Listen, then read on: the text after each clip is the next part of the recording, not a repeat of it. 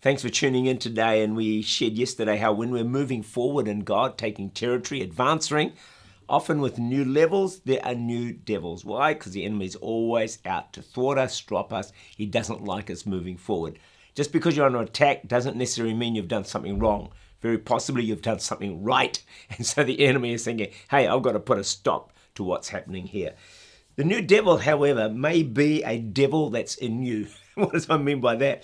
Well, it could be an area of your life that God needs to deal with. I mean, we've all got areas in us that that God needs to deal with, and He wants to deal with it. Why? So we can then go to another level. That area may be a lack of self-control, maybe your prayer life, could be pride, lack of faithfulness in little, maybe being more generous, whatever it might be. God sometimes is working a devil in us that He's wanting to deal with. Here's a statement for you that I want you to grab a hold of if you can. You can't go up if you don't give up something. You can't go up without giving up something. What is God asking you to give up? I mean, I know He's speaking into my heart right now. I want to go up. And He's God saying, yeah, sure. But hey, what are you going to give up in order to go up? It's a great statement. Grab a hold of it and try and then live it out. 2 Samuel 5:17. Now, when the Philistines heard that they had anointed David king over Israel, all the Philistines, that's the enemy, went up to search for David. Oh, man. Listen, watch this. So 15 years of trouble, running from this mad king. Finally, he's there.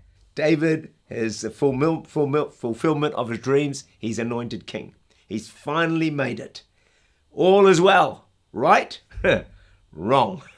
No, David has stepped up to a new level, and as soon as the enemy, the Philistines, hear it, they come to attack David. New level and a new devil. Even though there are new devils at new levels, remember what I said yesterday, Romans 8:37, we're more than conquerors through Jesus. 2 Timothy 1 verse 7, God has not given us a spirit of fear, but love, power, and a sound mind. We need to understand this because I know some people are willing to push ahead in God because they're afraid that the enemy's going to attack them, is going to knock them down. We can't allow fear to stop us moving forward. Sure, there's new devils, but hey, we're more than conquerors through Jesus. 2 Corinthians 10 verse 3 and 4, for though we walk in the flesh, we do not war according to the flesh, for the weapons of our warfare are not carnal, but mighty in God for the pulling down of strongholds. You know, preaching on topics like this, new levels, new devils, spiritual warfare, it's been minimized. You don't have many sermons on this kind of stuff. And so for many Christians, the understanding of the spiritual realm and the true nature of our battle is very limited. See, we don't, Ephesians 6:12, we don't wrestle against flesh and blood, but principalities and powers. Your boss, your wife, your husband, they're not your enemy. They're spiritual powers. Once we begin to recognize that, we'll fight in the right areas. Here's another quote for you to take home. It's not original. I'm not sure where it came from. The task ahead of you is never as great as the power behind you. Come on. That's why it's so good being a Christian. The task ahead of you is never as great as the power behind you. You know, Satan is defeated, disarmed, and humiliated. Totally defeated by Jesus at the cross. Let me finish with this. Colossians 2:15.